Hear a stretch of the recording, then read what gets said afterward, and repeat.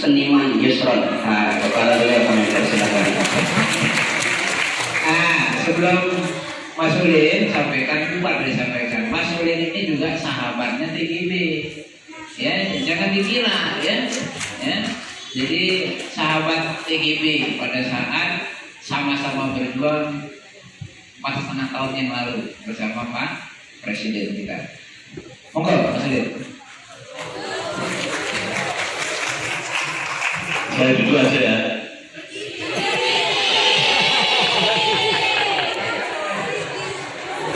Soalnya nggak pakai sarung, lajunya sarungan.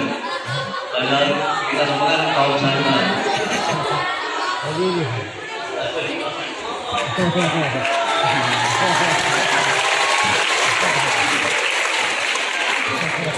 Assalamualaikum warahmatullahi wabarakatuh.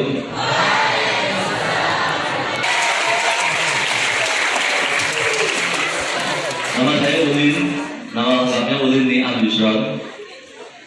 Tapi karena kepanjangan jadi dibikin pendek aja Ulin Yusron karena tidak terlalu mengubah arti, ya kan? Ulin artinya apa? Loh, gimana yang bahasa lugat siapa? Ulin artinya apa? Ni'am artinya?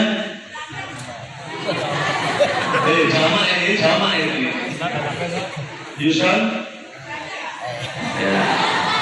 Jadi kalau kawan-kawan sedang mengalami kesulitan, percaya bahwa setelah kesulitan pasti ada kemudahan.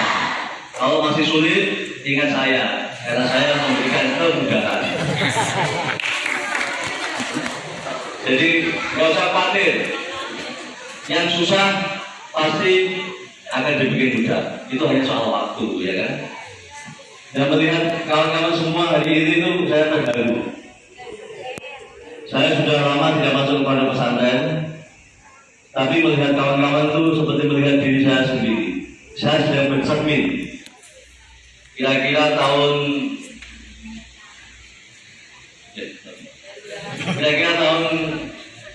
ya sampai 93 pokoknya. 93 kira-kira berapa? Matematika.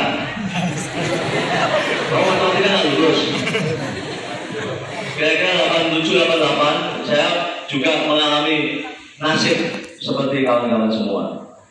Pakai peci, pakai sarung, tinggal di pondok, kemudian harus bangun malam, ya kan? Kalau melakukan pelanggaran harus nyuci kamar mandi, ya kan? Dan melakukan dosa-dosa kecil, yaitu gosok sandalnya teman, ya kan? Kemudian harus yang hadroh, harus latihan pidato, ya kan? Harus menghafal. Saya mengalami nasib yang sama, ya kan? Mari kita tes, ya kan? Yang kelasnya masih jurumiyah, siapa angkat tangan? Ini jurumiyah semua. Yang alfiah ada? Oh belum, ini sanawiyah berarti. Ini ibtidaiyah sama sanawiyah? Ada alfiah juga?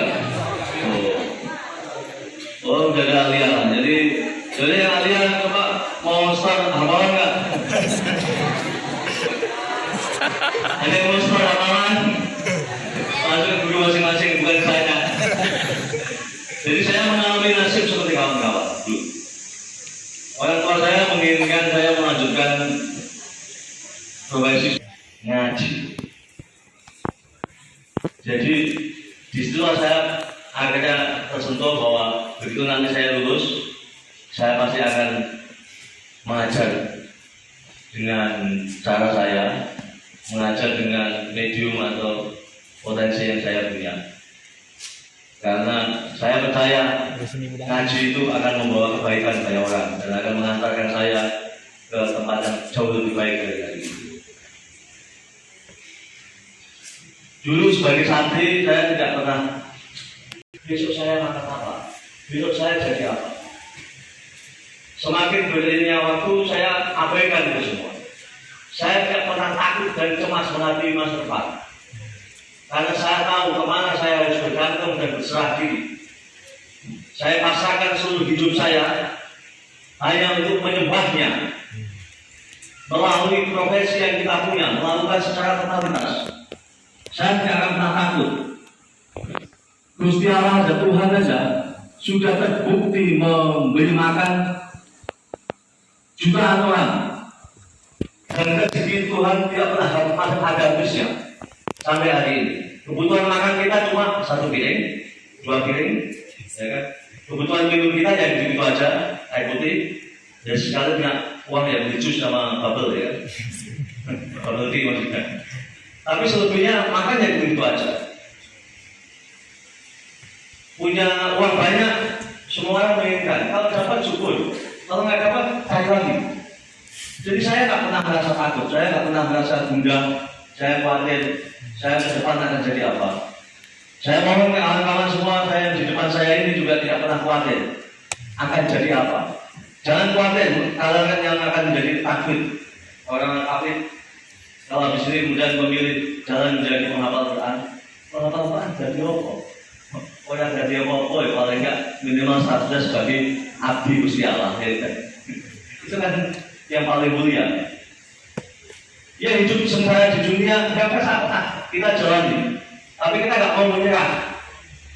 Kita tidak mau menyerah dengan keadaan kita hari ini. Kita mau lebih baik. Lakukan yang terbaik hari ini. Kalau nggak selesai, lanjutkan besok. Kalau besok nggak selesai, lanjutkan besok lagi. Selebihnya kita pasrahkan semua pada Gusti Allah. Pasrahkan kepada semesta. Bagaimana kemudian ditentukan jalan yang benar.